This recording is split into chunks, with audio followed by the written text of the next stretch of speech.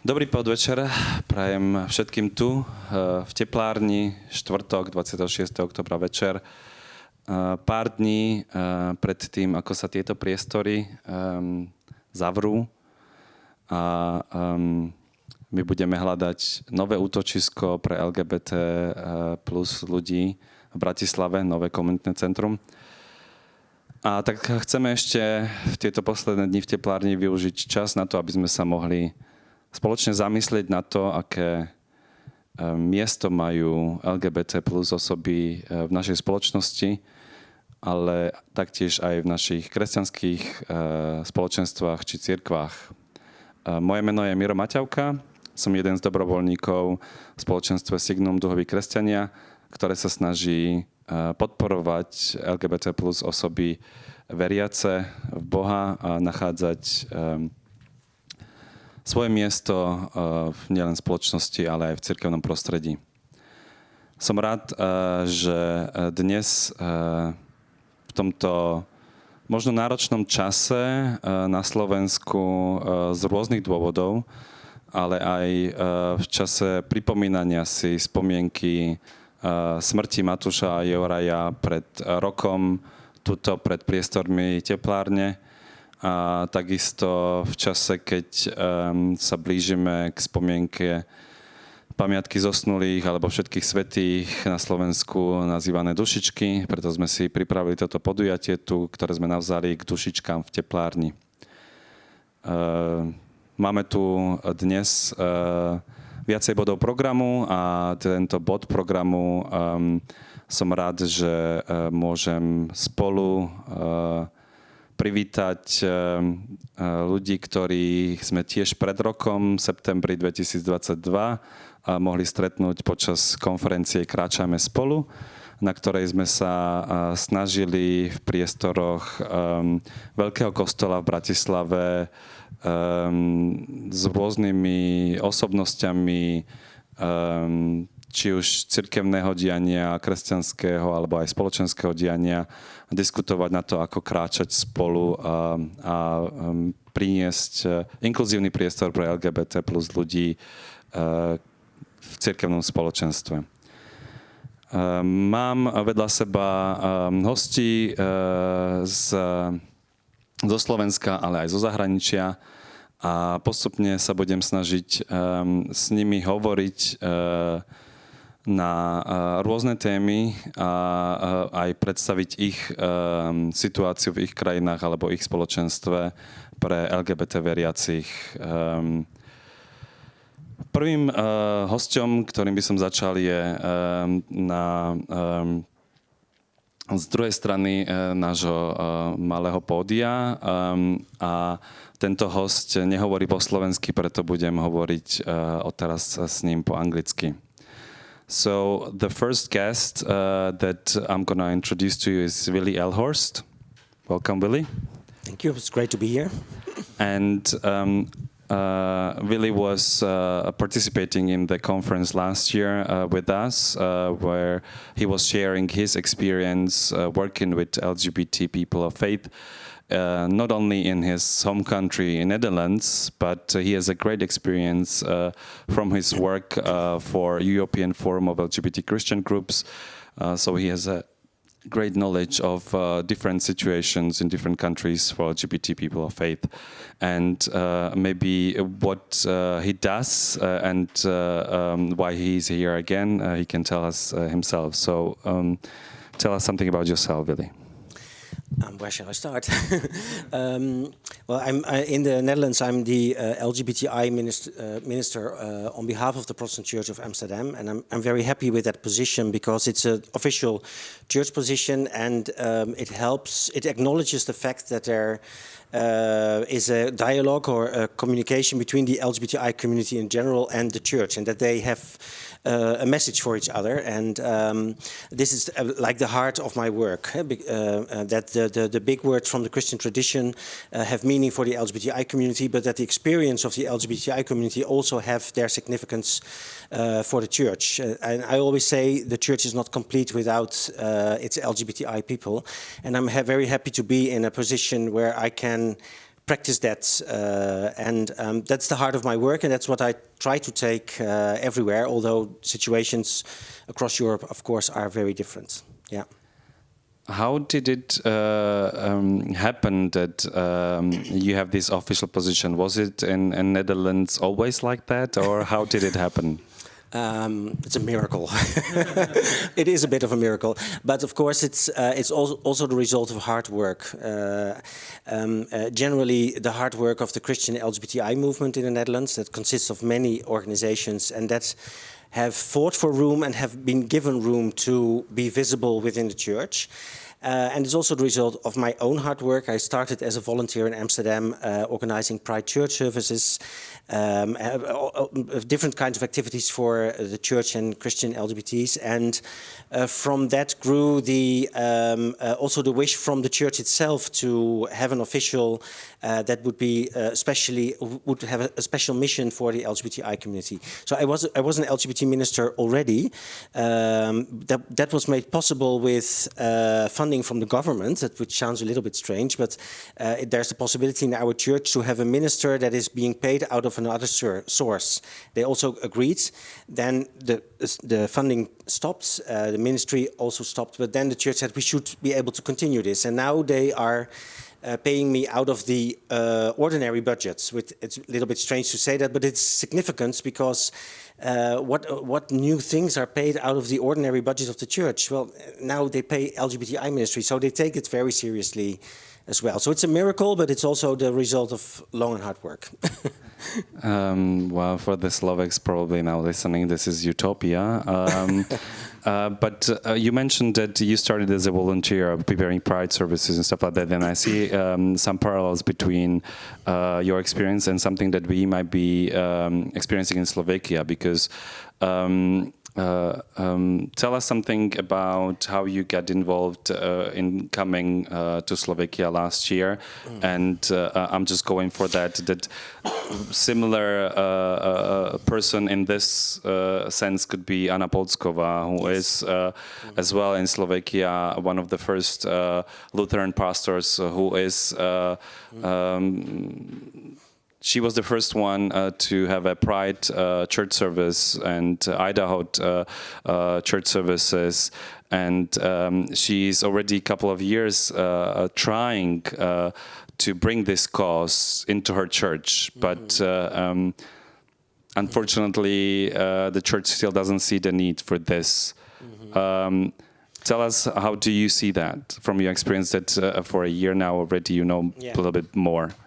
I think it's very important to take into account that the cultural and political situation in both countries is completely different. So it's for me it's also easy talking, and I'm already standing on the shoulders of activists before me. So I'm not the first one, but indeed it starts with individual role models like Anna. She's comparable to ministers we had in the 60s in the Netherlands, like Alje Klamer and Martin Brussaert. They were individual ministers that had the courage to start talking about the lives of then homosexual men mainly, but fortunately now LGBTI people.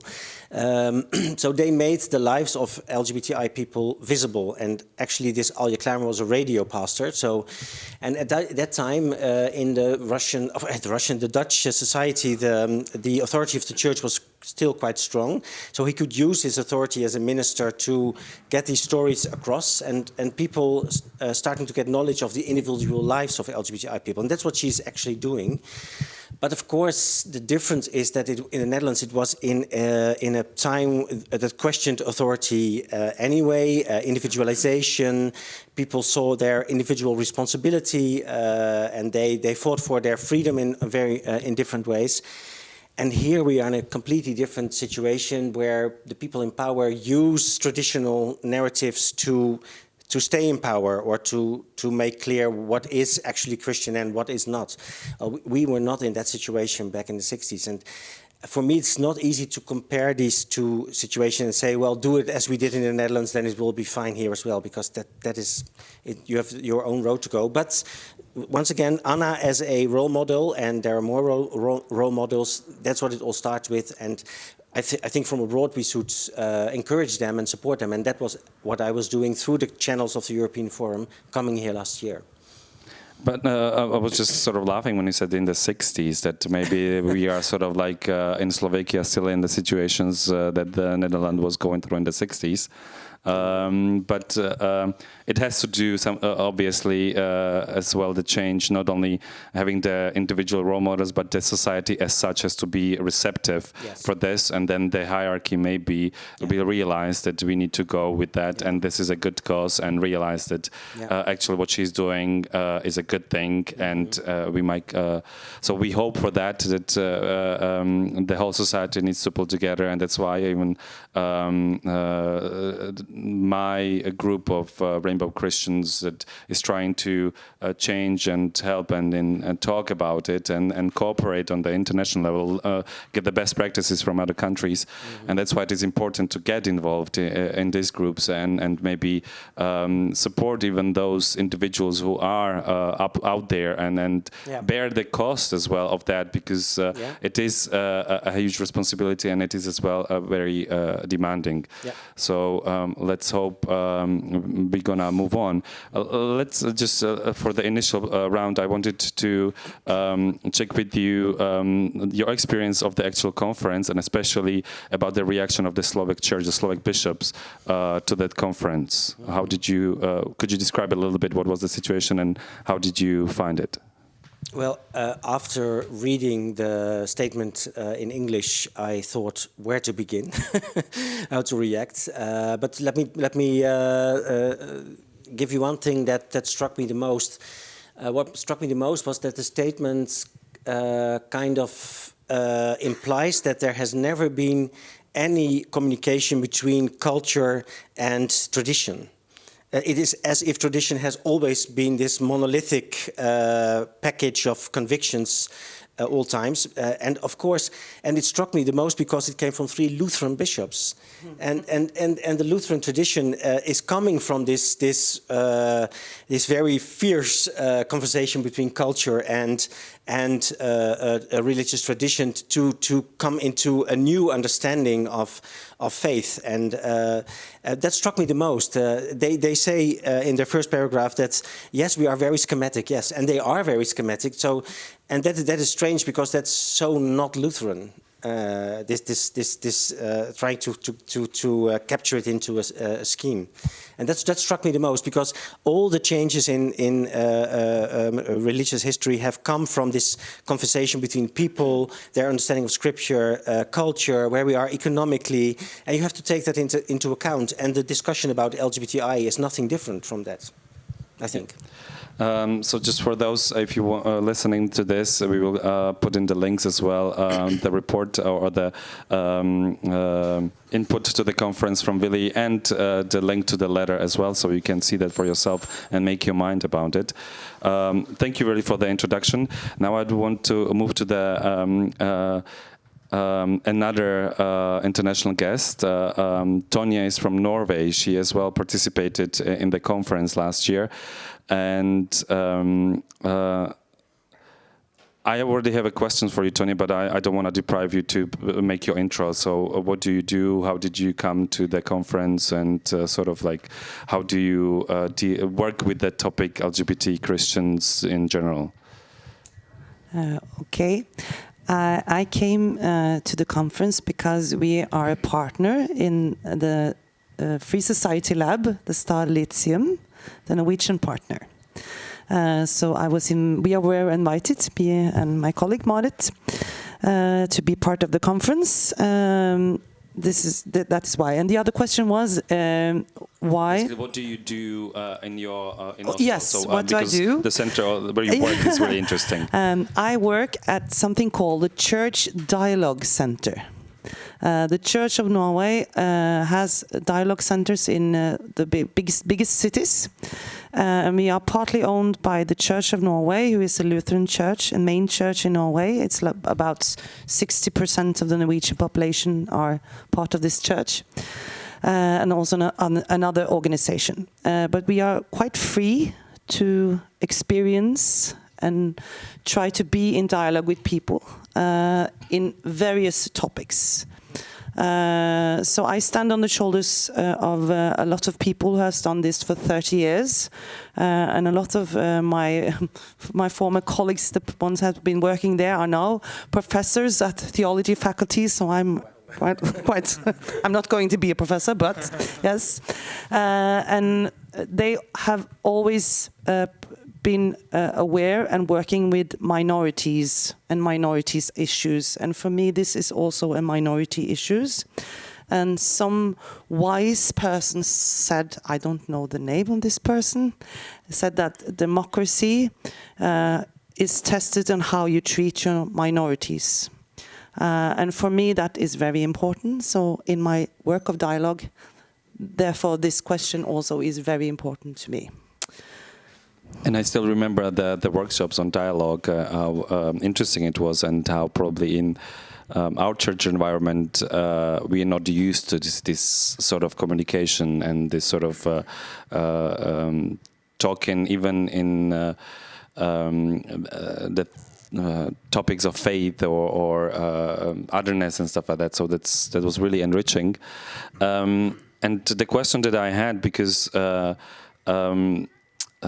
Willie already mentioned that the Lutheran communion is based on certain values and the cooperation, and you already mentioned that what brought you here is the cooperation with the local Lutheran church in Bratislava that is creating a new space in the historically really important buildings for Slovaks, but it's doing it as an open society, open free lab society, sort of encouraging the dialogue, which I understand should be really Lutheran, but then we heard the should be.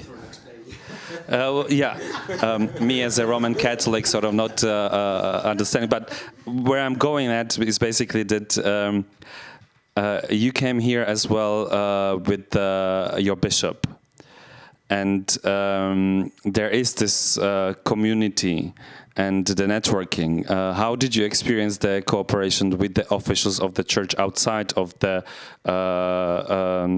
parish of the Bratislava Old Town? Do you feel that the official representative of the Slovak Church are sort of on board with what your church in Oslo or in Norway generally is doing? No. At the conference, William mentioned this. These letters from the bishops were read out loud. It was translated in my ear, and it was quite shocking, actually. I share your views on other statements, but the thing that really shook me was the people crying in the church. There were people crying over these words. I won't paint Norway as the best country in the world for LGBTQ rights, because we actually had a really bad attack last summer where people were killed and a lot of people were injured. But for the church, it has been a long way. I would say the last 50 years as well in Norway. But I think it's now 12 years ago, the Norwegian church changed the minority vote. So now the LGBTQ rights are more secure. The last diocese was not and are not longer allowed to ask your sexuality when you are getting a job as a priest. And people can get married in the Church of Norway. And my bishop in Oslo, she's quite liberal, and she wanted to meet the bishops, but they couldn't meet her when she came. So. But I heard she's gonna come again. So she's coming again against December. So we try again. Yes. Okay, fingers crossed. I remember when we were talking last year during a conference, the experience that it is at that time, it was before the Slovak attack, we were talking about it. Funnily enough, that I didn't know back then that we're going to have the same experience. But you told me really amazing things, especially about your king reacting to the attack. Could you tell us something about how the reaction of the society was after the attack? You're referring to the King's speech that I told about. That was actually quite several years before this attack, but this speech became a symbol after the attack. So a lot of people printed this speech on their T-shirts because he had a big garden party and he had a speech, who are Norwegians? And he said, people who believe in Allah, people who love girls, and girls who love girls, and boys who love girls. And people are, whoa. So this actually were printed on T-shirts, and I brought one of them with me last time. After the attack in Norway, it was like people said, you shouldn't be so shocked that this happened, because very many people were very shocked, very, very shocked. That it could happen in Norway, because we didn't think that we were even near to experience this. But a lot of the LGBTQ community said, we are not so shocked because we have seen a shift in the rhetoric. It's more of the conspiracy theories are also a part of the Norwegian Facebook and so on, and there are hatred. But I think the society as whole came together. The minority came together. We painted the rainbow flag in the street, and we came together. Like after the terror attack on 22nd of July, we come with flowers and try to stand together and say, this is not all of us. So I feel that we were trying. And then I just want to sort of stress, that's why I'm still asking about this, because a lot of the people after these sort of experiences look for hope, and some people find hope in God or in people that share the same faith. The experience of the church the day before Pride, where what you told me, that people came to the church looking for answers. How was it, in just after the attack last year? They opened up churches like they do in hard times. This happens, but I have to say, it was not only the churches. It was like all the religions and lifestyles actually came together. Because a lot of the rhetoric came from more conservative parts and also other religions. So they actually stood together, all the religious leaders in the street where it happened, and make a joint statement from all the religions and lifestyles. Like against hatred and for love? Or was there even mentioning of any LGBT they have to do that afterwards, and they actually did, because in Norway we have this joint group. I have to read it in English so I say it correctly. It's a forum, a council for religion and lifestyle communities in Norway called STL. They actually took 1.5 years together with all the religious leaders and all the different religious organizations for LGBTQs, and had dialogue. They learned about gender issues, and they had down-to-earth talks to each other, and they made a joint statement. But it took 1.5 years. Fair play. We're gonna make a link to the statement under this video as well for you. Thank you, Tonia. Thank you for this. A teraz prejdeme k slovenskému hostovi nášho malého panelu. A už mám na neho pripravenú otázku, ale tiež mu dám tú možnosť, aby sa mohol predstaviť. Martin Kováč, starokatolický kňaz. Povedz nám niečo o sebe, ako si sa dostal k konferencii a čo robíš. Ďakujem za pozvanie. Ďakujem, že tu môžem byť. And I'm very grateful that we are here together. A year after the conference, it's a miracle, basically, and coincidence of the situation. Hovorím, že som veľmi vďačný za to a je pre mňa zázrakom, že sme sa tu zrazu vyskytli na jednom mieste v podstate rok po konferencii a je to pre mňa malý zázrak. Som starokatolícky kňaz, celkom mladý, ale v starokatolíckej cirkvi. A je to tak, že tá naša cirkev nemá úplne vhodný názov, pretože je to demokratická, malá, liberálna, progresívna, by sme mohli povedať, cirkvička tu v našom prostredí. No a okrem toho, ako kňazi v našej cirkvi, najmä v tomto československom prostredí, tak väčšinou majú civilné zamestnanie. Takže je to aj môj prípad a práve teraz som v tranzitívnom období po 4 rokoch nórskou návštevou Tonie a ostatných, ktorí sú tu, končím svoju prácu na projekte Starého lícea, teda obnovy Starého evangelického lícea tu v Bratislave. A symbolicky dňom reformácie hovorím, pretože 31. október je dňom pamiatky reformácie.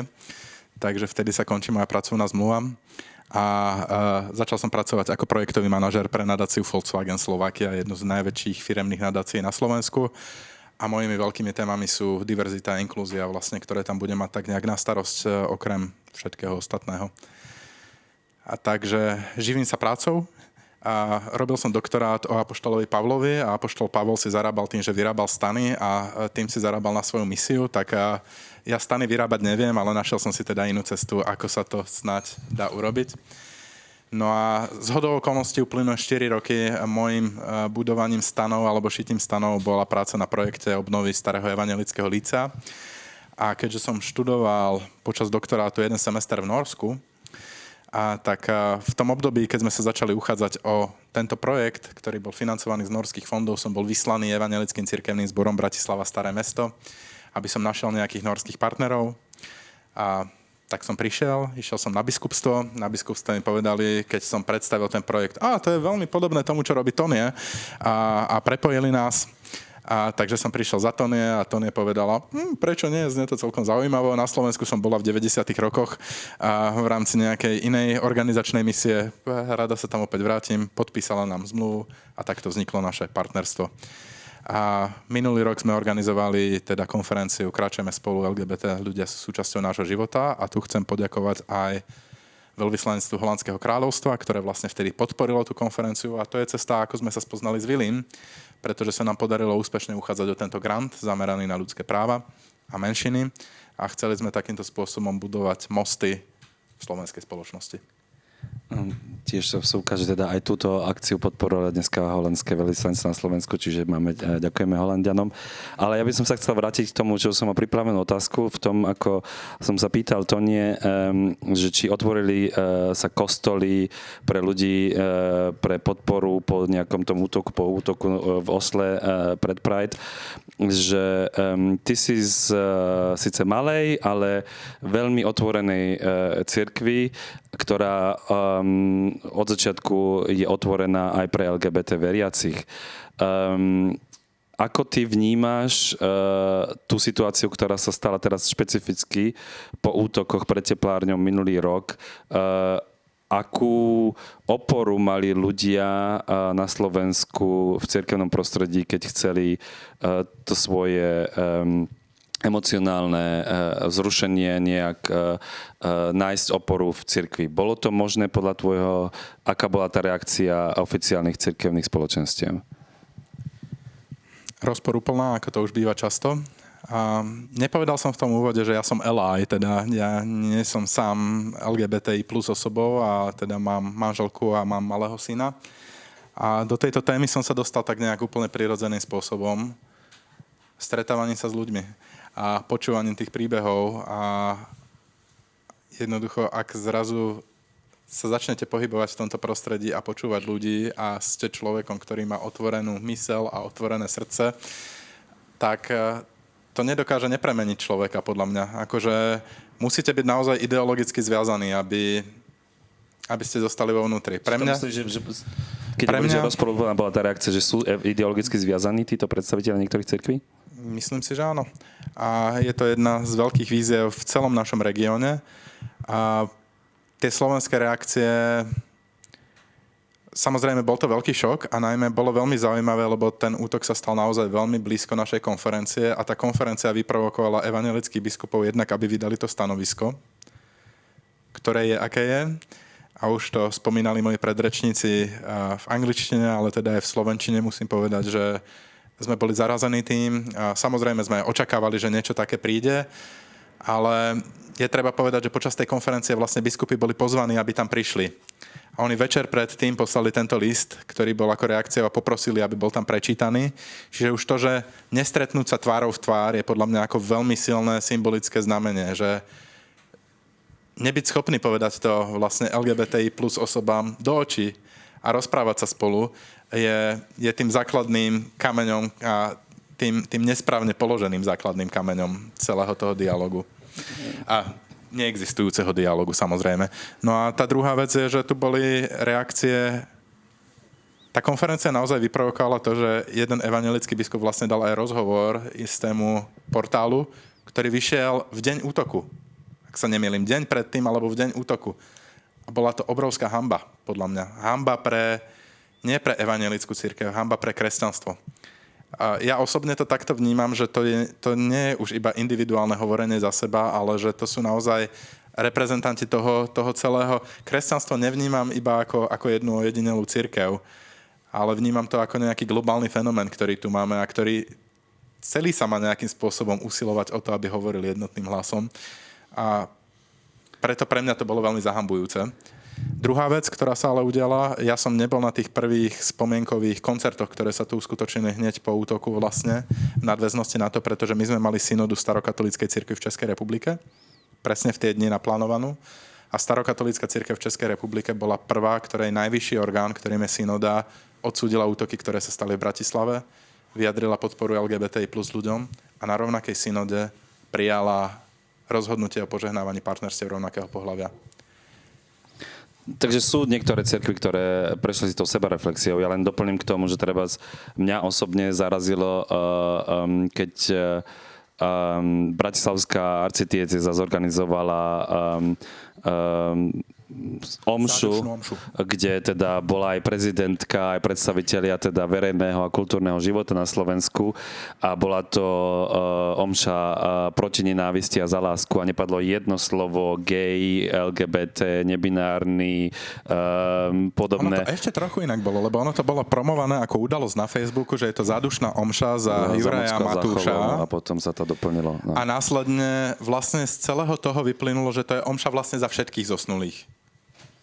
Hej, a to je také typické, ako v Amerike, keď je hnutie Black Lives Matter, tak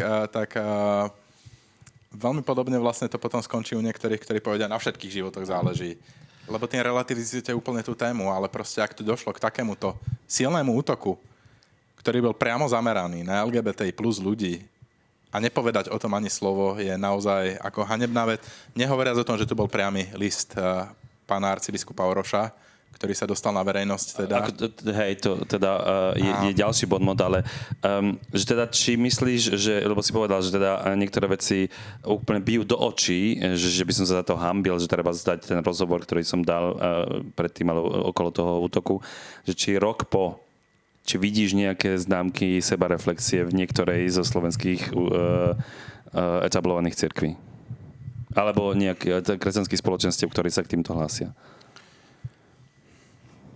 Úplne hmatateľne nie, ale niečo pod pokličkou sa rodí, podľa mňa, vo viacerých spoločenstvách, pretože sa ozývajú ľudia, ktorí sú tam a ktorí začínajú iniciovať veci. Jednak sú to priamo LGBTI plus veriaci, ktorí začínajú jasnejšie hovoriť. Poznám niekoľko ľudí, ktorí urobili svoj coming out verejný po útoku v Teplárni. A to nie je malá vec. A urobili ho v cirkevnom prostredí, v malých farnostiach na východnom Slovensku. A rodiny ich často prijali a najbližší, pretože tá atmosféra spoločenská bola taká, že v tom rodinnom prostredí to dokázali pochopiť. Nebolo to úplne trvale udržateľné a to je tá vec, že to, čo je na Slovensku zvláštne, je, že to trvá chvíľu. A že tá emócia hneď vyprchala a že tu máme tak silný ten konšpiračno proste nekritický diskurs, ktorý v spoločnosti uvažuje, že on to hneď prekrúti a začne hovoriť úplne inak. A tá hanba tých cirkevných predstaviteľov je, že oni skôr nahrávajú tomuto konšpiratorskému diskurzu. To bol ten Orošov obežník pre kňazov ktorý spochybňoval vinu obeti, teda nevinu obeti a teda hovoril, že boli vinní a ktorý sem posielal políciu, aby tu urobila drogovú raziu v Teplárni a podobne. Je to hanebné. To bola vyslovene obrovská hanba a našťastie vtedy tam bolo vidieť takisto určité vzopätie istých kresťanských kruhov aj v rímskokatolíckej cirkvi na Slovensku, ktoré povedali, že toto nie. Ďakujem, Martin, za tvoje úvodné slovo a teda my by sme prešli teda k tej záverečnej časti našej podovej diskusie, kde sa vrátime naspäť do angličtiny. And we would like to then discuss some of the points, because the name of this event that we are trying to do in here is the sort of like remembrance of all the souls and all the saints and disregarding of whatever otherness they have been. And I just wanted to maybe throw a question to any of you that what would you tell people who are now, especially around this time, either now after the attack in Slovakia or after if you had experience already counseling some people after this, how to deal with it and how to, for instance, I believe that I'm gonna have a fag or a beer with Matusz and Juraj one day in heaven. So how would you encourage them that they shouldn't get desperate out of what had happened, and how do we meet one day all in heaven, and how to give the words of encouragement for people who lost their loved ones? Yes, it's a big question and not easy to answer, I think. But let me give you an example of what gives me hope, and that also addresses this question. As Tonje told, also in the Netherlands, we have these more religious rights voices, more also in conspiracy theories, that often address the LGBTI movement as a lobby for all kinds of changes that people are afraid of. And we see this growing in the Netherlands as well. And there are also stronger voices within my own church, which is a very big church that has a left and a right wing. And I hear these stories and I can get discouraged myself sometimes to like find myself in a period that has the tendency of going back in the past instead of progressing. But then all of a sudden, through my Facebook, I receive a message from a person that I do not know at all, from one of our local communities, that is very happy to tell me that her church council just agreed to have same-sex blessings in her church. So, and that gives me hope, because these religious rights or very neo-conservative voices are very strong now, but we have laid a very good basis for change in local communities, and there the progress just continues. Although there are these loud voices as well, and of course I don't want to. I take them seriously, these conservative voices. But what gives me hope is that on the ground level, the changes are taking place, and people are understanding that we have to embrace each other and create policy in such a way that it is really inclusive and affirmative. And yeah, maybe I hope that addresses your question. Any comments or suggestions? First of all, I think it's very important when people experience such a trauma, because I learned this after the terror attack of 22nd of July, when everyone was love, love, love. It is allowed to be angry. You have to be allowed to be sad. You have to protest and say this is not okay. It can't be just let's love each other now, because then you don't take people's feelings and people's experience seriously. We did this very wrong in Norway under that attack, so I have learned that the hard way. But what gives me hope is that humanity always wins in the end. It does. I'm sorry that history sort of repeats itself all the time. But I think when you experience and when you see that people are people and you meet people with other life experience than yourself, then you change. This is what I do for a living, to dialogue. When you meet people, you change. When you meet people with other stories, other meaning, other lives, you change because you see, oh, well, that's different, but I can understand you are also a human being. That gives me hope. And I hope it can bring hope to other people, but it is allowed to be sad. And you are allowed to be sad and angry. You said that humanity always wins. And through the experience of a lot of people in Slovakia in the last year, people are turning away from God and thinking humanity is to save me. That they see a lot of times through the actions of the hierarchy of various churches that they mistaken this actions of these people as God's doing. And how would you help them that there is really a good news from Christ? That it is not just a human thing. It is something Christian, that he came down from heaven and he came here not for us, because this is the message in Slovakia. The life on this earth is to carry your cross and suffer, and then only when you die you're gonna be happy. Yeah, but there's no contradiction between Christianity and humanity. No. And so we had our Pink Christmas church service a couple of years ago, and then our theme was "Be like God, become human." Yeah, because this humanity or becoming human in all aspects is the essence of the Christian faith. So it's not something that contradicts each other. It's in line with each other, and as Christians we can only contribute to humanity because that's the essence of our faith. I think.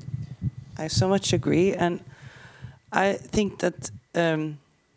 I actually believe in a God who became a human, a really small human person who was very vulnerable.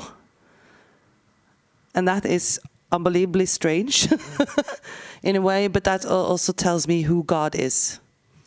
And I meet, you have to meet people in that way. That's my take on Christianity. So my God was a small baby and someone you have to take care of.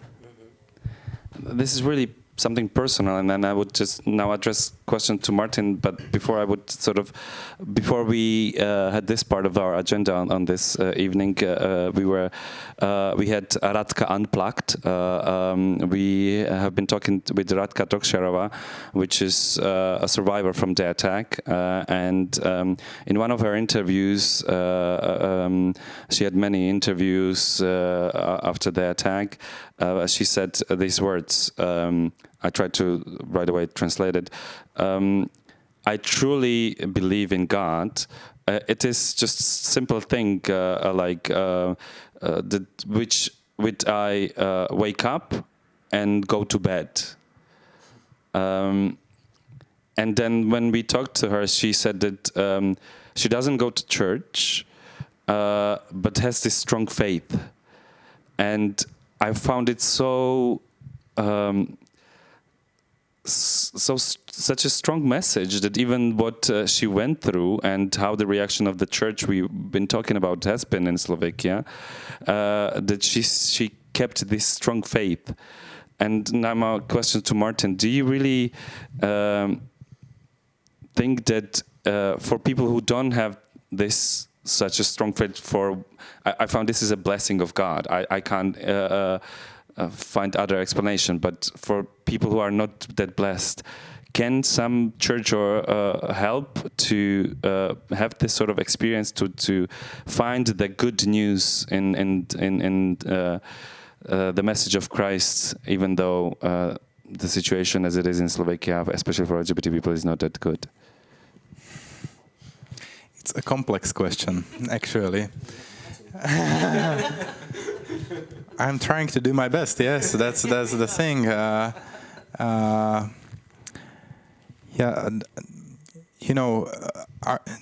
are two sides. One is that speaking towards the people who are already inside of the church and are suffering, and who are silently listening. And even what is even worse in my sight is are the stories of priests and ministers in the churches who are themselves LGBTQ, but are silent about it and are in a closet still, and are reading all these bishops' letters about the traditional family, traditional values. Before the elections, it's always a topic within the churches, but they have themselves this inside of them. And it's a strong personal struggle, actually. So I feel my mission is also somehow to speak inside of this church. And these people are contacting me.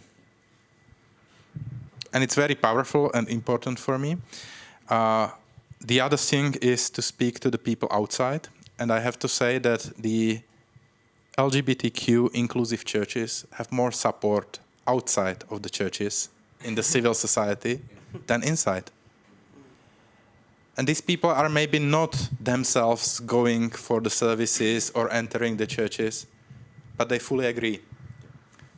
And they support us, strongly support us. And sometimes they are also attending services, even though themselves are not identifying themselves with any kind of church, because they feel at home. Because they feel at home. And this feeling of inclusion, openness, acceptance, not tolerance, accepting, is extremely important for me. It's, I can see a new people coming to the services in our church crying during the sermon. Now I have the goose skin on myself because it is something such powerful for me that I can feel God in this. And even though I'm serving in a very tiny congregation with several people, sometimes less than 10 people at the services, it's sometimes depressing.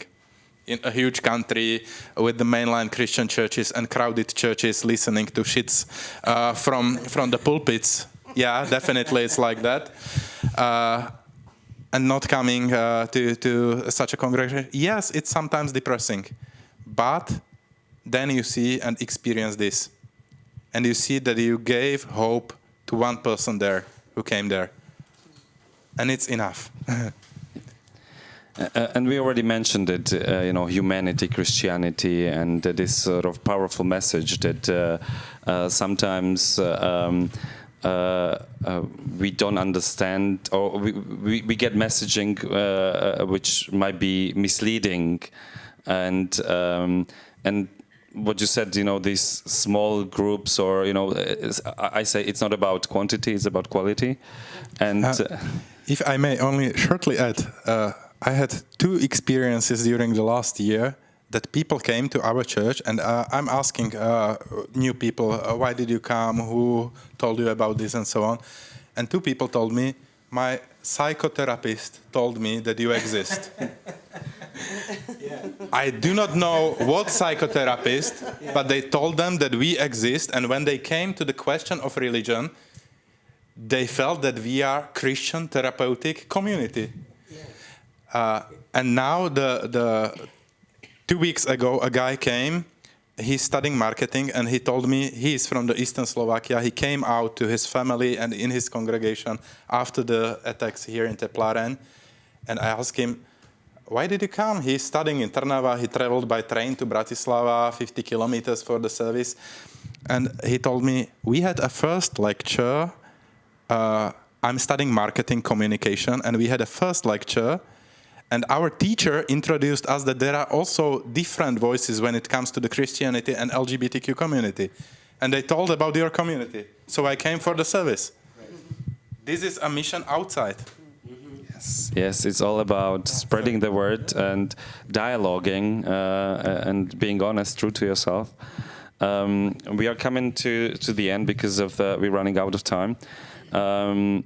And I just wanted to thank you for your time, for coming for our international guests again to Bratislava, to spreading the word and sharing the experience. We hope that even those of you who are watching this from abroad, you might be intrigued to get into touch with some of these organizations or maybe learn more about what is it to be living as LGBT Christian in Slovakia, or trying to work against this gap that we see that is sort of being created between the East and West, not only in these topics, but we see it generally, that this gap between the East and West is being stretched, and we want to build bridges. So I want to thank you for it, that you came and that you're learning, and we're learning from you, and we learn from each other. That's how we really bring the message across. And I want to encourage everyone to talk to your neighbor about what you feel, how you feel, and be open and be empathetic and not just tolerant, as we said it. So thank you very much. Thank you.